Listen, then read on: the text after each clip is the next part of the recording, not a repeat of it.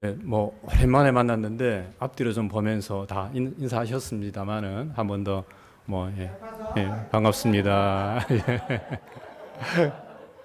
예, 만나니까 너무 좋으네요. 네, 맞습니다. 네네. 자, 우리 다 같이 묵도하심으로 주일 예배 하나님 앞에 드리도록 하겠습니다.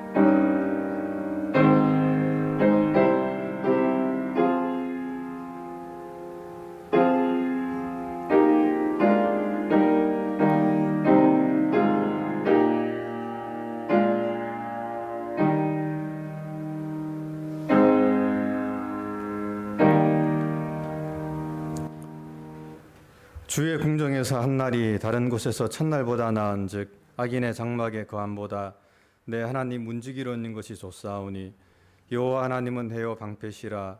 여호와께서 내와 영화를 주시며 정직 행하는 자에게 좋은 것을 아끼지 아니하실 것임이니이다. 만군의 여호와여, 주께 의지하는 자는 복이 있나이다. 아멘. 다 같이 신앙 고백하겠습니다.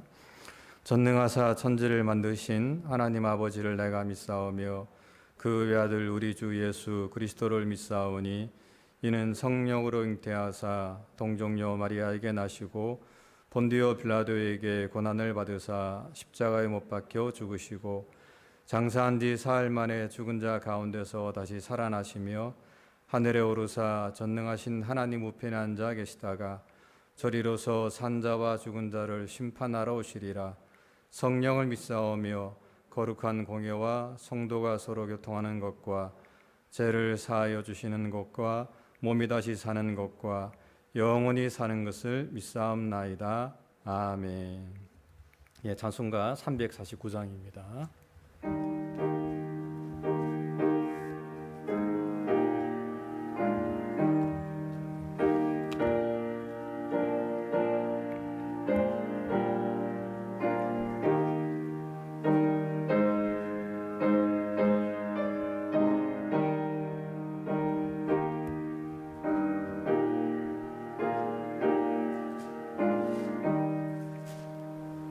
나 주의 도움 받고자 주 예수님께 빕니다. 그와 허락하시사 날 받으옵소서. 내 모습 이대로 주 받으옵소서.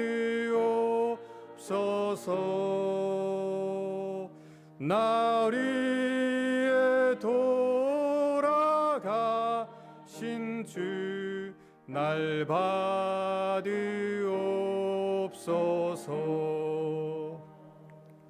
큰 죄에 빠져 영죽을 날 위해 피 흘렸으니 주 형상대로 빚으사 날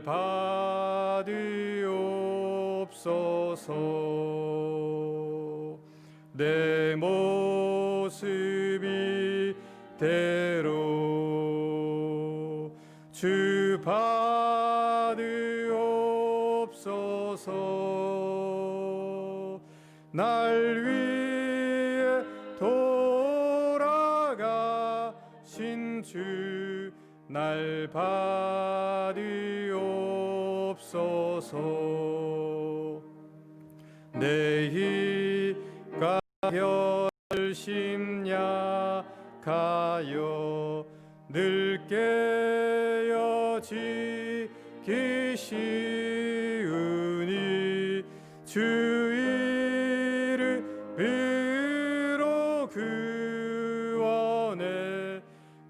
날 받으옵소서. 내 모습이 대로 주 받으옵소서. 날 위해 돌아가신 주 날 받으옵소서. 내 주님 서신 발 앞에 낯 끌어드렸으니 그 크신 역사 이루게 날 받으옵소서.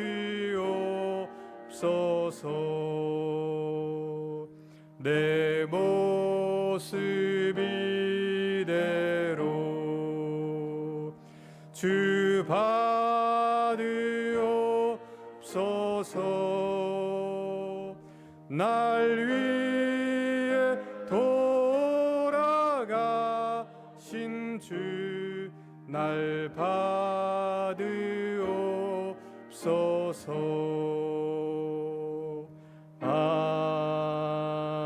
아멘. 예, 기도하겠습니다. 사랑과 은혜가 충만하신 하나님 아버지, 오늘 저희에게 거룩한 주를 허락하여 주시고 또 이 시간 대면 예배로 하나님께 나와서 예배 드리며 하나님께 영광 돌릴 수 있도록 은혜 허락해 주심을 감사합니다. 하나님, 이 시간 우리의 모든 것들을 다 내려놓고 오직 하나님만 바라보면서 신령과 진정으로 드리는 귀한 예배가 될 수 있도록 은혜를 베풀어 주시옵소서. 하나님, 저희는 너무나도 연약하고 또 늘 부족합니다. 상한 갈대와 같고 꺼져가는 심지와 같습니다. 주님께서 저희를 붙들어 주지 아니하시면 저희 스스로 도무지 설 수가 없습니다. 하나님, 이 시간도 저희를 불쌍히 여겨 주셔서 은혜를 베풀어 주시고 하나님의 도우심 가운데 저희가 이 땅에서 날마다 살아갈 수 있도록 은혜를 나리워 주시옵소서. 하나님, 비록 우리의 삶 속에 여러 가지 많은 어려움과 또 가난과 질병과 실직의 많은 문제들이 있지만 그 모든 것들을 다 아시고 돌보시는 주님을 오늘도 바라보기를 소원합니다. 하나님, 믿음으로 의인은 오직 믿음으로 말미암아 살리라라고 말씀하셨는데 저희가 믿음으로 이 모든 난관들을 잘 헤쳐나가는 저희의 삶이 되게 은혜를 베풀어 주옵소서. 이 미국 땅 가운데 주님께서 함께해 주시고 이 땅에 참으로 주님의 정의와 공의가 흐르는 그런 나라와 또 민족이 되게 도와주시고 또 대통령과 위정자들이 선하고 올바른 정치할 수 있도록 은혜를 베풀어 주옵소서. 11월에 하나님 대선이 있습니다. 정말 하나님께서 원하시는 대통령이 선출이 되게 도와주시고 그 지도자를 통해서 다시 한 번 더 이 미국이 굳건히 설 수 있도록 은혜를 베풀어 주시옵소서. 하나님, 이곳에 은혜와 진리교회를 세워주심을 감사합니다. 하나님의 뜻이 있어서 이 몸된 교회를 세워주셨는데 하나님의 뜻을 이루어 나가는 귀한 교회가 되게 도와주시고 구제하고 선교하며 또 봉사하며 주의 복음을 증거하는 복된 교회가 되게 도와주옵소서. 성도들의 가정들을 하나님께서 지켜주시고 그 가정들마다 복을 더해 주시고 또 낮에와 밤이 달에 상치 않도록 은혜를 베풀어 주시옵소서. 어린 자녀들 가운데 하나님께서 더 큰 은혜와 긍휼을 베풀어 주옵소서. 하나님, 특별히 담임 목사님 또 모친이 소천하셨습니다. 하나님께서 위로해 주시고 그 가정 가운데 함께해 주시고 그 모든 장례 절차 가운데 함께해 주셔서 부족함이 없도록 은혜를 베풀어 주옵소서. 선교사님들도 하나님께서 기억하시고 힘들고 어려운 가운데 선교사에 감당하고 있습니다. 저들에게 먼저 성령의 충만함을 허락해 주셔서 주님의 은혜와 도우심 가운데 모든 난관들을 잘 헤쳐나가며 또 하나님께 영광 돌리는 복된 선교가 될 수 있도록 은총 나려 주옵소서. 이 시간 목사님 또 말씀을 증거합니다. 귀한 말씀 전하게 도와주시고 저희 모두가 다 은혜 받게 도와주시고 오늘 이 자리에 참석하지 못한 성도들도 하나님 영상을 통해서 함께 은혜 받을 수 있도록 하나님께서 축복하여 주시옵소서. 하나님 아버지의 크신 은혜와 사랑 감사하고 사랑 많으신 예수님 이름 받들어 간절히 기도드립니다. 아멘.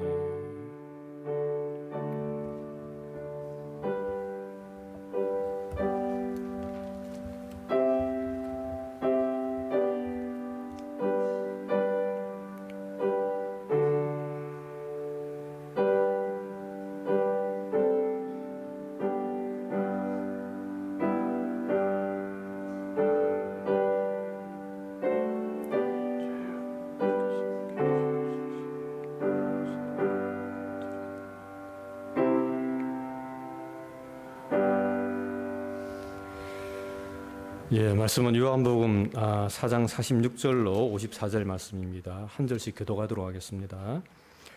예수께서 다시 갈릴리 가나에 이르시니 전에 물로 포도주를 만드신 곳이라 왕의 시나가에서 그 아들이 가버나움에서 병들었더니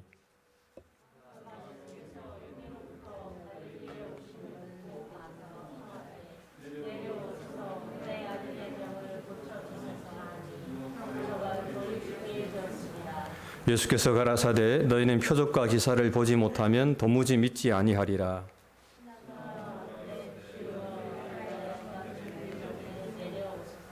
예수께서 가라사대 가라 내 아들이 살았다 하신대 그 사람이 예수의 하신 말씀을 믿고 가더니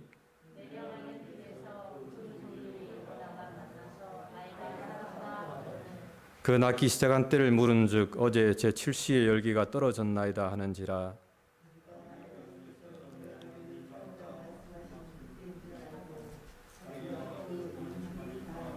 같이요. 이것은 예수께서 유대에서 갈릴리로 오신 후 행하신 두 번째 표적이니라. 아멘. 예, 목사님 말씀 전해 주시겠습니다.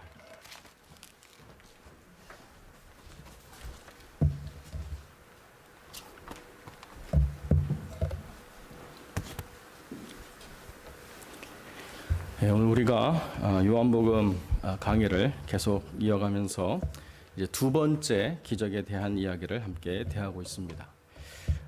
우리가 첫 번째 기적, 물로 포도주를 만드신 기적과 두 번째 기적, 왕의 신하의 아들을 살리신 기적 사이에 여러 명의 인물들이 등장하죠. 그래서 요한복음 전반부에는 7개의 기적의 스토리가 있는데 그 기적의 스토리마다 내가 누구인가를 주님이 증거하시는 중요한 그 증거의 본문이자 또 그것을 통해서 완전하신 하나님이 우리 인간의 모습으로 오셨다라고 하는 것을 증거하는 그러한 내용들이 되는데요. 그러면 그것들이 중요하니까 그러한 그 기적의 스토리들이 계속 아주 타이트하게 중간에 공백 없이 그렇게 연속되어야만 우리는 더 무언가를 흡입력 있게 받아들일 수 있는데요. 첫 번째 기적이 있고 난 다음에 여러 명의 스토리가 지나고 나서 두 번째 기적을 우리가 대하니까 우리는 뭐 잘 알고 있지만 성경을 처음 대하는 분들은 첫 번째 기적과 두 번째 기적 사이의 스토리 때문에 이 중요한 부분의 흐름들을 이해하지 못한 채 그냥 이렇게 읽게 되죠. 그래서 오늘 본문이 왜 이렇게 기록됐는가를 기록자이자 또 성령에 감동된 그 요한의 관점에서 바라보면 기적이 중요하지만 그러나 기적이라고 하는 것을 우리가 생각할 때 기적이 일어나지 않는 이 상황에서 우리의 신앙은 무엇인가라고 하는 것을 더 중요하게 살펴봐야 될 부분이 있다. 주님께서 직접 우리 눈앞에 대면해서 우리가 주님을 믿는 것이 아니고 우리가 주님께 기도했더니 모든 문제가 다 하나하나 다 해결돼 가지고 기적이 마치 우리의 일상인 것처럼 기도만 하면 다 기적적으로 이루어지는 그런 삶이 우리에게 있어서 교회는 기적을 만들어내는 것이구나 이렇게 우리가 이해할 상황이 아닌 이런 상황 속에서 우리는 어떻게 우리의 교회 공동체를 이루어갈 것인가 라고 이야기할 때 기적이라고 하는 것이 없이 주님을 만나고 주님을 통해서 어떻게 제자가 듣는가라고 하는 4명의 사람들, 나다나엘, 니고데모, 세례 요한 그리고 사마리아 성의 한 여인, 이런 여인을 포함한 4명의 사람들의 모습을 통해서 교회와 제자됨이라고 하는 것이 어떻게 다른가라고 하는 것을 분명히 보여주고 있는 내용을 우리가 이해를 해야 되는 거죠. 자, 그리고 나면 우리가 이제 기적의 문제를 다시 돌아가게 되는데요. 지금 주님은 갈릴리 가나에 계시고 아들은 가버나움이라고 하는 곳에서 병이 들었습니다. 그런데 가버나움이 주님과 무관하지 않은 게요. 주님의 제2의 고향이 가버나움이에요. 가버나움은 꽤나 큰 도시였고 어류를 제가공해서 판매하는 굉장히 큰 상업 도시였습니다. 그래서 많은 물고기를 잡아가지고 그것을 훈제하거나 염장해가지고 파는 그런 도시였기 때문에 가버나움은 작은 도시가 아니었습니다. 그래서 주님이 가버나움의 집을 가지고 계셨어요. 그러니까 주님은 그 가버나움에서 재력이 어느 정도 형성된 그런 삶 속에서 목수의 일을 성실히 하셨다는 것을 증거하고 있죠. 그러니까 30년 동안의 주님의 그 공생의 전의 삶이라고 하는 것이 그냥 대충 뭐 주님이 기적을 만들어낼 수 있으니까 돈 없으면 그냥 물고기한테 돈 토해내라고 해가지고 이렇게 사신 것이 아니라 공생의 전까지는 성실하게 노력을 해서 얼마나 수고했는가라고 하는 것들을 보여주는 단적인 부분들이 거기에 있습니다. 그런데 그 가버나움의 왕의 신하라고 이야기할 때 가나보다는 훨씬 더 중요한 그런 도시이기 때문에 그 왕의 신하도 그만큼 중요한 위치에 있었겠죠. 그런데 그 아들이 병에 들었습니다.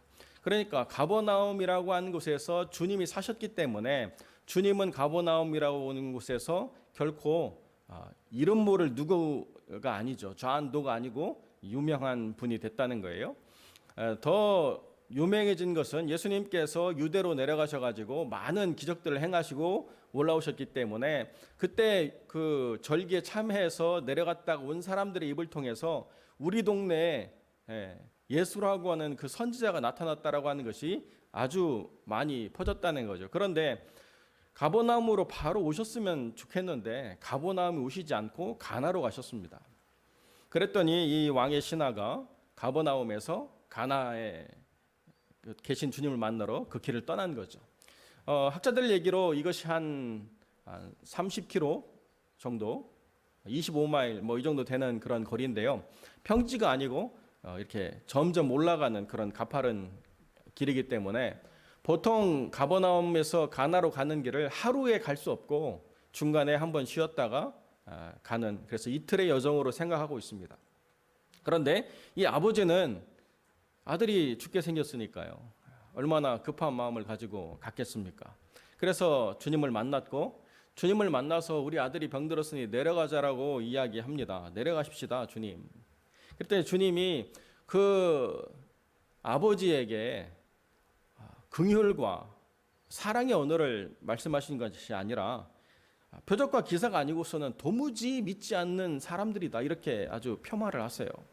그리고 난 다음에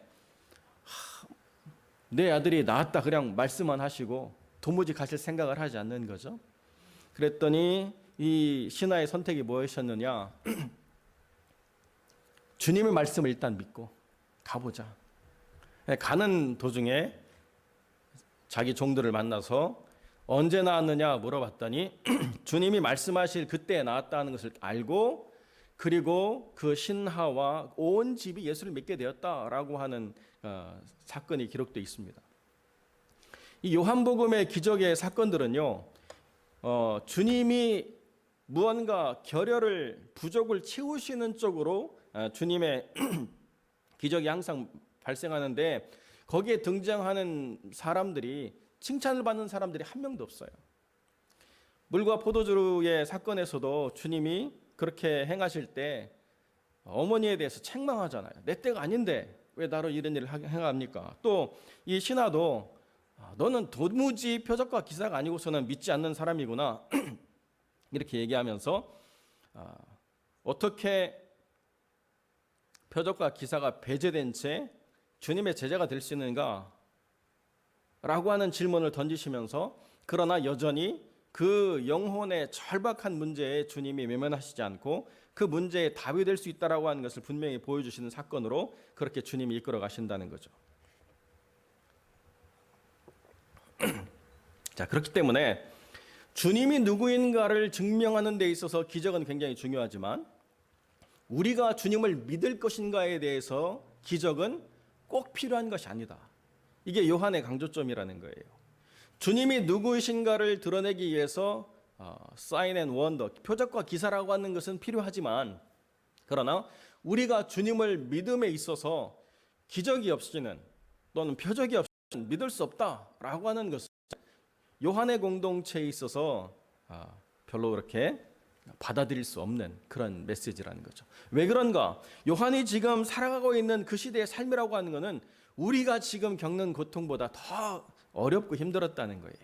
내가 그리스도인이다라고 하는 것을 말할 수 없고, 그리스도인이 되면 고난의 시작이 되는 것이고, 또 국가적인 범죄자가 되는 것이고, 여러 가지 핍박으로 인해서 심지어는 죽음을 당하는 그런 위협 속에 그 교회가 있었기 때문에, 그러면 우리가 뭘 기대합니까? 우리가 하나님의 기적을 기대하잖아요. 그래서 처음에는 우리는 결코 이 고난에 굴하지 않을 것이다. 그래서 뭔가 열심히 우리가 하나님에 대한 기대를 가지고 하나님께 기도하다 보면 이 문제가 해결될 것이다, 이렇게 우리가 믿게 되죠. 그래서 여러 모양의 기도를 우리가 하지 않습니까? 철야도 해보고, 금식도 해보고, 작정도 해보고, 안 되면 중보기도도 해보고, 합심기도도 해보고, 막 여러 가지 기도를 가지고 하는데, 그런데 시간이 지나도 도무지 기적이 일어날 것 같지 않고, 시간이 지나도 여전히 내 상황은 그대로이거나 아니면 더 심해진다라고 한다면, 그러면 주님을 믿는 그 마음이라고 하는 게 점점 위축되고 힘 빠지고, 또는 심각한 경우에 있어서는 이게 진짜 맞나라고 하는 불신이 생기게 되는 것 아니겠습니까? 그런데 이 요한이 뭘 얘기하느냐? 기적과 믿음을 분리해서 우리가 생각해야 되고, 기적이라고 하는 것이 주님이 누구인가를 드러내는 것은 분명히 맞지만, 기적이 없이 주님을 믿는다라고 하는 것이 무능력하거나 무의미한 것은 결단코 아니다. 지금 주님의 마지막 제자로서 이 100년 가까운 시간의 삶을 살면서 요한이 사도라고 하는 권위를 드러낼 수 있는 유일한 힘이 뭐냐라고 이야기할 때, 기적이었으면 얼마나 좋겠어요.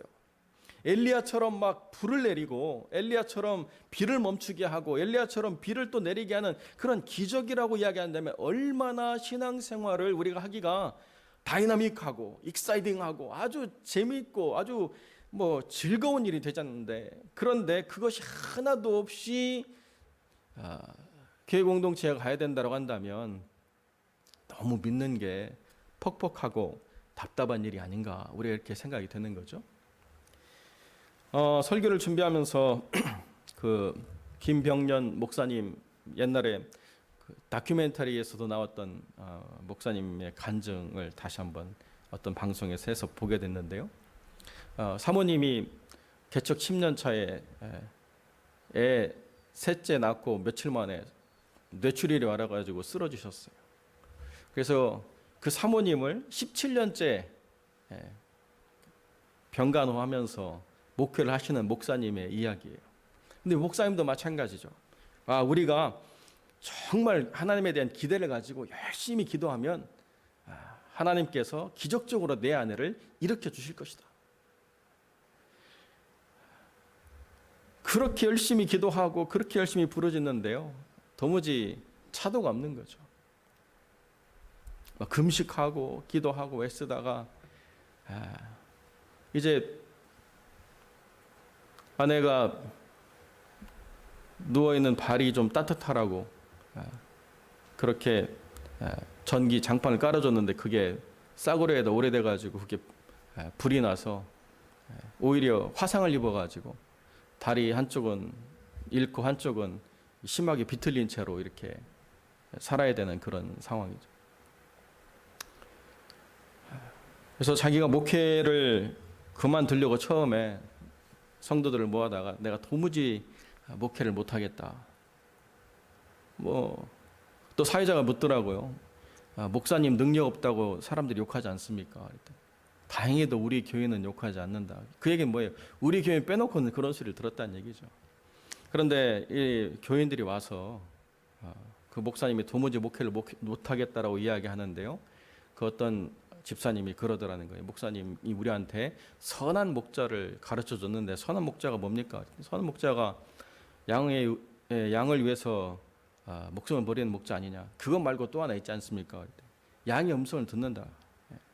그러니까 이 집사님이 그렇게 말씀해요. 그러니까 우리 이야기를 들으세요, 목사님. 그러면서 우리도 버틸 때니까 목사님도 버티시라고. 설교를 준비하지 못하고 그냥 주일날 와서 얼굴만 보여줘도 우리가 만족할 테니까 목사님도 버티고 우리도 버팁시다. 그래서 그 목사님이 그냥 버텨나가는 삶을 살았다는 거예요. 그런데 사모님이 뭐 누워 계시니까 가래가 기도를 막지 않도록 계속 가래를 빼줘야죠. 또 대소변을 다 치워야죠. 뭐 그런 삶들을 계속 사는데 하루는 너무 화가 나가지고 아내한테 몸을 닦아주던 걸 던지면서 당신 참 너무한다 뭐 이렇게 하고 나가가지고 이제 울분을 삭히면서 왜 내가 이러고 있나 하고 있는데 자기 마음에 하나님이 그렇게 말씀하시더라는 거예요. 하나님의 형상이 뭐냐? 인간이 아닙니까? 하나님의 형상으로 지은 인간. 네 아내는 하나님의 형상이 아니냐? 했더니 아내도 하나님의 형상이죠. 자기 안에 그런 대화가 일어나고 있는 거예요. 그런데 종국에 그렇게 이야기하더라는 거죠. 그러면 그 하나님의 형상을 그 망가진 하나님의 형상을 네가 좀 돌봐주면 안 되겠냐? 그래서 자기가 거기서 이렇게 하나님의 형상과 하나님이라고 하는 것들을 더 잘 이해하게 됐다. 그래서 자기가 한때는 막 청년들이 5천 명 모이는 그런 집회를 인도하는 큰 사역자가 막 될 그 정도로 올라갔는데 사역이 뭐 다 흐트러지고 그냥 평생 그 아내만 돌보면서 이렇게 있으면서 목사가 과연 이래야 되나 하는 고민들이 많아졌는데 하나님 그렇게 얘기하시더라는데 목회가 뭐냐 결국에 많은 사람들을 뭐 대하고 많은 사람들 속에서 뭔가 비전을 주고 소망을 주고 막 기적을 만들어내는 게 목회냐 아니면 하나님을 사랑하면서 더 깊이 하나님을 사랑하는 법을 배우는 게 목회냐. 저희 목사님이 거기서 자기 목회의 방향을 깨달았다는 거예요. 나는 그렇게 부름을 받지 않았구나. 나는 기적을 만들어내는 걸로 부름을 받은 것이 아니고 나는 대단한 큰 목회를 하려고 부름을 받은 것은 아니지만 그러나 난 중요한 본질은 내가 놓치지 않고 가는구나. 하나님을 하루하루 더 깊이 알아가고 하나님을 더 깊이 사랑하는 것에 내 목회에 중요한 본질이 있구나. 이것을 깨달았다는 거죠. 예수님께서 이 땅에 오셔서 우리를 만나셔가지고 우리의 모든 문제에 기적적인 답을 줬다라고 한다면 얼마나 신나고 얼마나 즐겁겠습니까? 근데 간증자들이 나와가지고 다 기적을 이야기하니까 여전히 내 삶은 변하지 않고 여전히 내 문제는 바뀌지 않는데 그럼 나는 실패한 인생이거나 나는 2등 신앙인가 뭐 이렇게 생각할 수밖에 없는 삶들을 우리가 많이 보게 될 때가 있다는 거죠. 그런데 오히려 여전히 변화되지 않는 삶 속에서도 여전히 굴하지 않고 하나님을 신뢰하는 사람이 있을 때 비로소 우리는 그 무엇으로도 무너뜨릴 수 없는 정말 욥과 같은 믿음의 사람이 이런 거구나라고 하는 것을 우리가 보게 된다는 것입니다. 모든 사람들이 하나님의 기적을 바라고 모든 사람들이 뭔가 하나님이 행하신 놀라운 일들 속에서 그 중요한 증인이 되고 싶어 하는데요. 그러한 그 중요한 증인이 어떤 방식으로 우리가 오기를 원하느냐라고 이야기할 때 사도 요한은 우리에게 이렇게 얘기합니다. 기적도 반드시 있다. 그리고 기적의 혜택을 누리는 사람도 분명히 있다. 그러나 그것이 없다고 하더라도 주님은 그 없는 사람들을 믿음 없는 사람이라고 책망하거나 그 없는 사람들을 주님께서 외면하시는 하나님이 아니라 그것이 없어도 나를 믿는 소중한 사람들이라고 바라보신다라고 하는 것을 이야기하기 위해서 첫 번째 기적과 두 번째 기적 사이에 4명의 사람들을 하나님이 기록하도록 하신 거라는 거죠. 만약에 기적이 중요한 관점이었으면 그런 4명의 사람들 이야기 빼고 계속 기적으로 몰아가서 얼마나 드라마틱하게 기적이 일어나는가. 그래서 마지막에 그 죽음 가운데서 일어난 나사로의 그 기적까지 이렇게 쫙 일관되게 일어나면 주님 만나면 물도 포도주로 변하고 주님 만나면 병도 낫고 주님 만나면 눈도 뜨고 주님 만나면 모든 게 해결되고 주님 만나면 심지어 죽었다가도 살아나는구나. 이러한 그 하나의 프레임을 가지고 신앙생활을 하게 될 수밖에 없잖아요. 그런데 주님 만났는데 아무리 물이 포도주가 되길 바래도 안 되는 걸 경험할 때 우리는 당황하잖아요. 제가 전에도 말씀드렸지만 제가 섬기는 제가 어릴 때 출석했던 그 교회 그 담임 목사님 아들이 기도하면 다 이루어진다 그렇게 하니까요. 초등학교 2학년짜리가 시험 시간에 볼펜을 10펜을 딱 놓고 기도했다는 거예요. 눈 뜨면은 답이 다 써지도록 얼마나 간절히 기도했는지. 여러분 걔가 몇 점 받았을 것 같아요? 빵점 받았어요. 그냥 어른들은 우스갯소리로 이해할 이야기죠. 얼마나 아이가 순수했으면 그랬을까. 근데 어른이 되면 우리가 못하는 게 뭐냐? 그런 일은 일어나지 않는다라고 하는 걸 배운다는 거예요. 근데 정말 그런 일은 일어나지 않을까? 우리의 바람이 전혀 그렇게 없을까?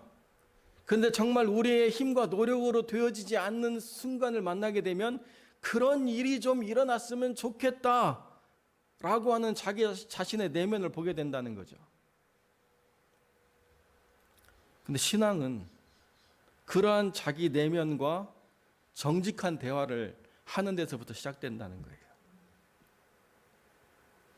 하나님, 나는 솔직히 이런 일이 좀 일어났으면 좋겠습니다. 하나님, 나는 솔직히 내가 좀 건강해졌으면 좋겠고, 솔직히 내가 돈도 좀 많았으면 좋겠고, 솔직히 내가 좀 원하는 일들이 잘 되고, 내 자녀들이 좀 하나님 안에서 좀 아름답고 건강하고 뜻하는 것을 성취하면서 가면 참 좋겠습니다.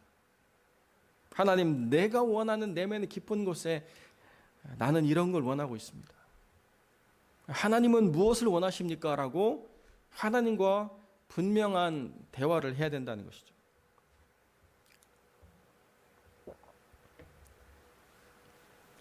그때 하나님이 뭐라고 말씀하시느냐?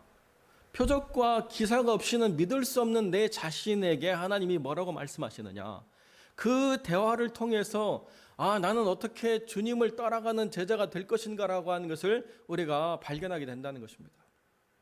어떤 사람에게는 더 간절히 기도하라고 이야기하실 수 있겠죠. 그래서 정말로 표적과 기사를 만나고 경험할 수 있는 중요한 어떤 사건의 증인이 되기도 하시잖아요. 그러나 모든 사람들이 다 그렇게 하나님의 기적을 만들어내는 무슨 그런 공장처럼 들어가면 다 하나씩 만들어내는 그런 결과를 가져오느냐? 그렇지 않다는 것입니다. 그런데 믿음은 뭘까? 라고 이야기할 때 그 기적과 그 놀라운 표적 없이도 무너지지 않는 하나님의 사람들이라고 하는 것이 세상에서 얼마나 찬란하게 빛나고 세상에서 얼마나 중요한 소금이 되는가라고 하는 것을 주님은 분명히 드러내어 보여주고자 하셨다는 것입니다. 사단이 와서 욥의 신앙을 보면서 하나님이 복되게 하셨으니까 하나님 믿는 거 아닙니까? 하나님이 건강 주시고 하나님이 자녀 주시고 하나님 이렇게 높이셨기 때문에 하나님 믿는 거 아니겠습니까? 라고 이야기할 때 하나님은 욥에 대해서 자신했거든요. 그것 때문에 나를 믿지 않는다. 조건적으로 나를 믿지 않는다. 그러나 욥도 자기 내면 깊은 곳에 무엇이 있는지 몰랐다는 거예요. 행여 하나님께 벌받지 않으려고 예배드리고 조심하고 경건했지만 그러나 자기가 두려워하는 상황이 만들어졌을 때 자기 내면에는 뭐가 있을까를 한 번도 경험해보지 못하는 삶 아닙니까? 그런데 하나님은 욥을 신뢰했다는 거예요.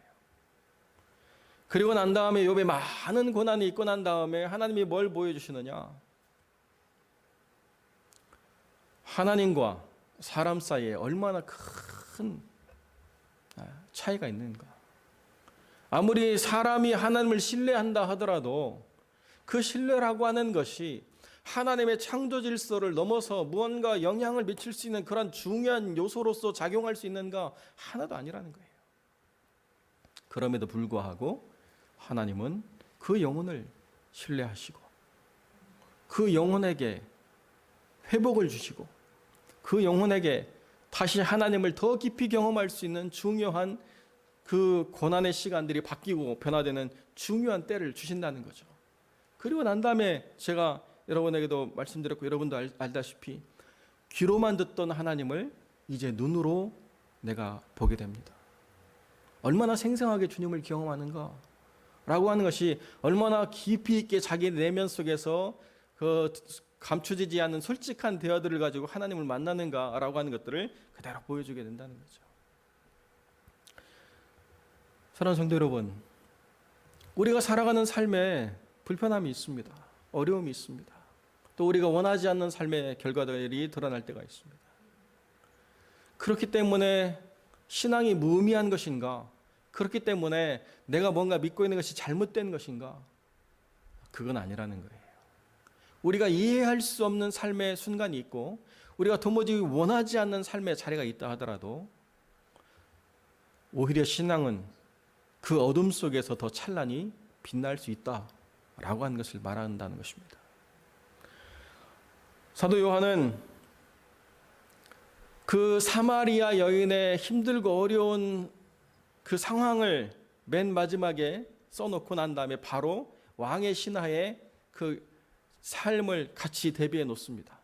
사마리아 여인과 왕의 신하의 삶이라고 하는 건 얼마나 차이가 나는 삶입니까? 하루하루의 일상이 다르잖아요. 여러분, 우리가 느헤미야라고 하는 사람이 얼마나 어려운 선택을 했고 얼마나 힘들게 살았는가라고 하는 것을 쭉 보다가 느헤미야가 하루에 먹는 식사 양을 대할 때 우리가 얼마나 깜짝 놀랍니까? 이렇게 많이, 이렇게 풍성한 식사를 가졌다고? 그 상황의 문화적인 차이에 우리가 잠깐 혼돈하죠. 그때 당시가 그렇다는 거예요. 왕의 신하의 아들의 삶이라고 하는 게 얼마나 부유하고 풍성한가라고 하는 것을 우리가 지금 잘 짐작을 못한다는 것입니다. 반면에 사마리아 여인의 삶이 얼마나 가난하고 힘든 것인가를 우리가 감히 상상할 수가 없다는 것입니다. 그런데 그 두 삶을 이렇게 딱 한 장에 만나게 하시고 주님 뭐라고 말씀하시느냐? 한 여인은 그럼에도 불구하고 기적이 없는데 얼마나 생명력 있게 주님을 대했는가라고 하는 것을 보여주고, 이 왕의 신하라고 하는 사람은 그렇게 많은 것을 가졌고 그렇게 풍성한 삶 속에 있었지만 표적과 기사가 아니고서는 이 사람을 흔들 수 있는 어떤 중요한 신앙의 만남이라고 하는 것이 이렇게 어렵구나. 만약에 그 아들이 아프지 않았다라는 다음에 이 사람은 주님을 만날 이유가 있었을까? 만약에 이 사람이 정말로 승승장구해서 권력의 정점에 올라가는 그런 상황이라고 한다면 주님을 만날 생각이나 했을까? 이게 큰 차이죠. 어떤 사람은 하루하루의 일상이 전혀 기대가 없기 때문에 오히려 바라는 게 뭐냐? 제발 메시아가 와서 내 삶에 답을 줬으면 좋겠다. 내가 왜 이렇게 살아야 되는지, 내가 드리는 예배가 무슨 의미인지. 한 사람은요, 아들만 아프지 않았으면 주님 만날 이유가 없는 삶이었다는 거예요. 어떤 게 더 복된 삶이냐? 어떤 게 더 의미 있고 의미 없는 삶이냐? 우리는 명확하게 비교해 볼 수 있는 사장을 대하지 않습니까? 주님이 우리에게 있어서 어떤 의미인가? 여러분, 사실 우리가 연약해질수록 주님은 더 분명하게 그 의미를 드러내시고요. 우리가 뭔가 분주하고 바쁜 일상 속에서 주님에 대한 마음의 여유가 없을 때 오히려 우리가 주님을 점점 알아가기를 기뻐하지 않는 자신이라고 하는 것을 때로는 발견하지 못한 채 살아가게 된다는 것입니다. 무엇이 중요하냐? 무엇 때문에 믿고 무엇 때문에 교회의 일원이 되고 무엇 때문에 그리스도의 제자가 되기를 원하는가? 바로 이 중요한 질문 우리에게 던져주고 있지 않습니까? 사랑하는 성도 여러분, 하나님이 놀라운 기적의 일상을 만들어주시는 것 얼마나 정말 기쁘고 즐거운 일인지 이루 말할 수가 없습니다. 또한 반면에 얼마나 고달프고 힘든 삶을 살아가는가를 이야기할 때 차마 내 삶을 누구에게 말하는 것 자체가 그 사람에게 부담이 될까 봐서 말할 수 없어서 혼자 삭히고 혼자 힘들어하는 삶을 살아가는 삶이 있을 수도 있습니다. 그러나 하나님의 평가는 다르다는 거예요. 하나님의 평가는 내가 어떤 아웃풋을 만들어냈느냐라고 하는 그 결과물에 있지 않고 내가 지금 얼마나 간절히 하나님을 만나기를 원하느냐라고 하는 나의 자세에 있다는 것입니다. 이것이 믿음의 중요한 부분이라는 거예요.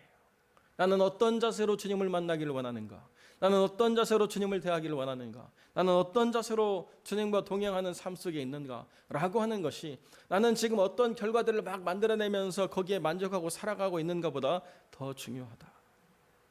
여러분, 그렇기 때문에 여러분들이 사마리아 여인처럼 살아갈 이유는 없죠. 주님이 그 삶이 복된 삶이라고 이야기할 때 그 여인의 현재의 삶이 복되다는 것이 아니라 그 여인이 그럼에도 불구하고 주님을 바라면서 간절히 사모했던 그 내용이 복되는 것이기 때문에 이야기하시는 것입니다. 그러나 여러분이 지금 아무런 염려 없이 평안 가운데 있다 하더라도 그것이 참 평안인가는 정말로 깊이 돌아봐야 된다는 것입니다. 이게 중요한 핵심이죠. 도무지 믿지 않는다 라고 하는 주님의 안타까운 모습을 한 영혼에게 보시면서 다른 한 영혼에게 있어서는 그 영혼을 만나려고 일부러 그 길을 선택하셔서 일부러 거기까지 내려가셔서 일부러 가장 뜨거운 정오에 그곳에서 그 여인을 기다리시고 그 여인을 만나주시는 하나님이 계시다는 사실이 우리에게서는 얼마나 큰 의미인가를 다시 발견하게 된다는 것입니다. 사랑하는 성도 여러분, 여러분의 삶에 저도 기적이 있기를 바랍니다. 그러나 만약 기적이 일어나지 않는다 하더라도 여러분은 결코 실패하거나 잘못된 삶을 살아가고 있지 않습니다. 오히려 그곳에서 더 깊이 하나님을 만날 수 있는 놀라운 삶 속에 여러분들이 계실 것을 전 분명히 믿습니다. 여러분의 삶 가운데서 하나님이 직접 여러분의 삶을 이끌어 주시고 여러분의 삶의 그 본질적인 고민에 위로를 주시고 쉼을 주시고 새로운 기쁨을 주시는 하나님이 되시고자 할 때에 그 하나님을 더 깊이 사모하고 그 속에서 더 하나님을 깊이 알아가는 복된 삶이 되시기를 우리 주님의 이름으로 간절히 축원드립니다. 기도하겠습니다. 거룩하고 존귀하신 아버지 하나님, 감사와 영광을 주께 돌립니다.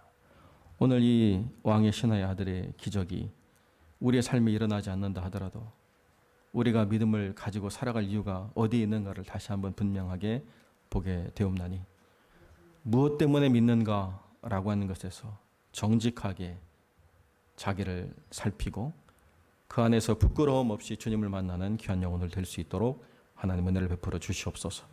오늘 예배 함께한 귀한 영혼들 은혜를 베풀어 주셔서 한 영혼도 상하거나 아프지 않도록 주님 붙잡아 주시고 이제 한 주 동안 살아가는 일상의 삶에서 강건할 수 있도록 하나님 함께 하시며 또 영상으로 참여하는 모든 예배자들에게도 은혜를 베풀어 주셔서 그들의 삶에 하나님의 은혜가 동일하고 온전하게 임하게 하여 주옵소서. 감사드리며 우리 주 예수 그리스도의 이름으로 기도드립니다. 아멘. 교회 앞에 광고드립니다. 네. 여전히 산불과 폭염에 대한 그 후유증으로 인해서 많은 사람들이 어려움을 겪고 있다고 하고요. 질병으로 인해서 또 많은 어려움을 토로하고 있는 이 상황인데요. 이 땅을 하나님께서 고쳐주시기를 우리 함께 기도해야 될 줄로 믿습니다. 우리 시편 묵상 계속하고 있는데요. 31편부터 61편까지 말씀들을 우리 계속 대하고 있습니다. 오늘도 시편 41편의 말씀을 아침에 읽고 나왔는데요. 얼마나 다윗이 깊이 있게 하나님을 만나는가라고 하는 것을 또 보게 되었습니다. 여러분도 그렇게 하나님을 일상 가운데서 만나는 삶이 되시길 바랍니다. 영생 예배, 주일 예배 이제 우리가 이렇게 행하는데요. 왜 10시냐? 9시도 있고 11시도 있는데 왜 10시냐? 근데 저희가 스트리밍을 하려고 하는데요. 9시하고 11시에는 많은 교회들이 스트리밍을 올리기 때문에 트래픽이 생겨요. 그래서 자꾸 끊어집니다. 그래서 저희 교회 같은 경우에는 중간을 골라가지고 다른 교회들이 좀 덜 올리는 시간에 지금 올리려고 그렇게 시간을 정했고요. 지금 아직 장비들을 제가 다루는 게 익숙하지 않아가지고 계속 뭐가 문제가 발생을 해서 그 하나씩 잡느라고 오늘은 녹화해서 영상을 올리지만은 앞으로 실시간으로 유튜브를 통해서 방송을 볼 수 있도록 그렇게 준비하고 있습니다. 그렇게 잘 진행될 수 있도록 기도해 주시고요. 거듭 말씀드립니다만은 오시는 거 너무 감사한데요. 목사로서 오셔서 얼굴 보는 거 너무 좋은데 행여 한 분이라도 아플까봐 또 염려가 많이 돼가지고 제가 막 강조해서 오시라고 하지 않고 있습니다. 그러니까 여러분 생각하셔서 조금이라도 몸이 피곤하거나 또는 열이 있거나 기침이 나거나 하시면 방송으로 예배를 얼마든지 드리셔도 하나님이 그 예배를 받으신다는 거 여러분 꼭 기억하시고 그렇게 참여해 주셨으면 좋겠습니다. 우리가 처음 모이는 이 기쁨을 제가 이렇게 좀 흐트러뜨리지 않으려고 이렇게 생각을 해서 우리 오 목사님께만 주의 말씀을 드렸는데 목사님이 갑자기 올리시는 바람에 모든 성도들이 또 알게 돼가지고 저희 어머님이 하나님의 부르심을 이렇게 받았다는 것이 이렇게 알려지게 됐는데요. 많은 분들이 이렇게 위로해 주셔서 감사하고 개인적으로 뭐 언뜻 좀 슬픈 마음이 들기도 하지만 하나님께서 정말 어머니에게 얼마나 큰 선물을 주셨는가 이게 참 감사한 것 같아요. 그래서 그 육체에 갇혀 있어서 고생하시던 어머님이 이제 얼마나 천국에서 평안하시고 자유하신가 이게 이제 저에게는 큰 위로가 되기 때문에 그래서 어머니를 못 뵈는 게 좀 아쉽긴 하지만 큰 아픔은 없습니다. 슬픔도 없고 그리고 또 교회가 저한테 허락해 주셔서 안식년을 갔을 때 어머니를 모시고 이게 한번 그 바닷가를 간 적이 있어요. 그래서 그때 제 평생에 가장 많이 웃으시고 가장 그 기뻐하셨던 어머니의 그 기억을 이제 제가 갖게 돼 가지고 아프고 힘든 어머니의 기억을 좀 많이 잊게 됐습니다. 그래서 그 기억을 좀 많이 떠올리고 이렇게 하나님 위로하시는 것을 경험하게 됐습니다. 여러분 모두 평안하시고 또 주신 위로 감사를 다시 한번 고백합니다.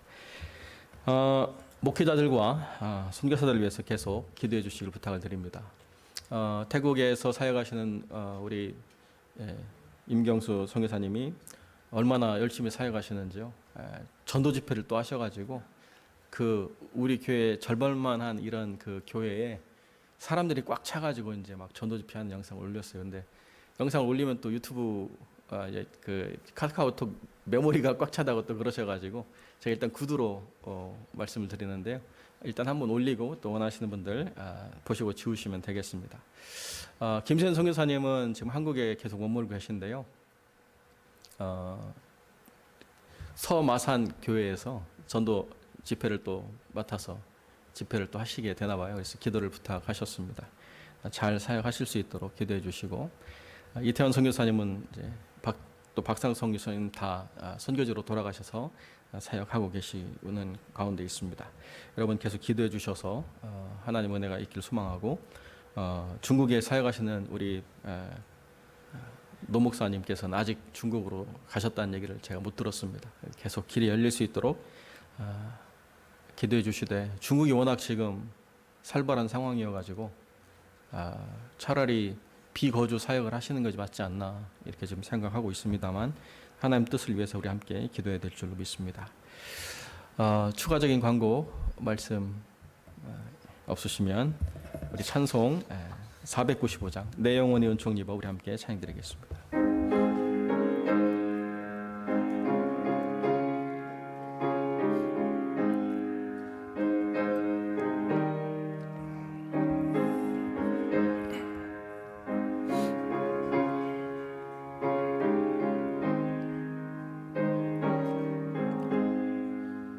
내 영혼이 은총 입어 충한 죄짐 벗고 보니 슬픔 많은 이 세상도 천국으로 화하도다. 할렐루야 찬양하세. 내 모든 죄 받고 주 예수와 동행하니 그 어디나 하늘나라. 주의 얼굴 뵙기 전에 멀리 뵈던 하늘나라. 내 맘속에 이루어지니 날로 날로 가깝도다. 할렐루야 찬양하세. 내 모든 죄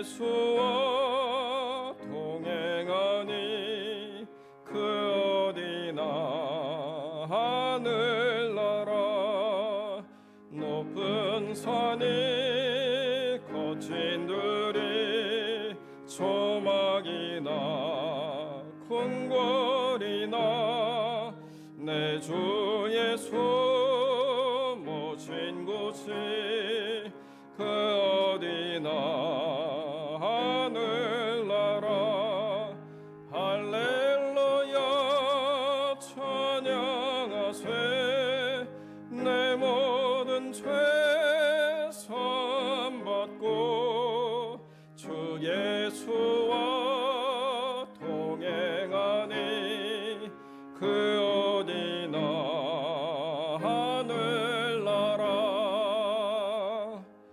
아멘. 우리 기도하겠습니다. 거룩하고 존귀하신 아버지 하나님, 한 주의 일상을 살면서 주님께 감사로 드리는 이 헌물을 주님께서 받아주시고 하나님께서 그 모든 삶의 간절한 기대와 소망을 따라 역사하여 주시되 그 모든 삶에 하나님의 가장 좋은 것으로 채우시고 풍성하게 하여 주옵소서. 또 삶의 어려움들을 겪고 있는 귀한 영혼들을 주님께서 돌아보시고 그들의 힘들고 어려운 일상이 주님으로 인해서 평안과 기쁨으로 또 소망으로 바뀌고 변화되는 놀라운 역사를 주님 허락하여 주옵소서. 선교의 모든 현장을 주님 붙잡아 주시고 그 모든 어려움들이 오히려 주님을 더 깊이 만나는 놀라운 변화의 시간으로 주님께서 역사하여 주옵소서. 이제는 우리 주 예수 그리스도의 은혜와 아버지 하나님의 사랑과 성령의 교통하심이 그 일상 속에서 표적과 기사로 또 그것이 아니라 할지라도 주님을 더 깊이 만나며 더 간절히 주님을 바라는 삶이 되기를 소망하는 거룩한 성도들 머리 위에 이제로 영원토록 함께 계실지어다. 아멘.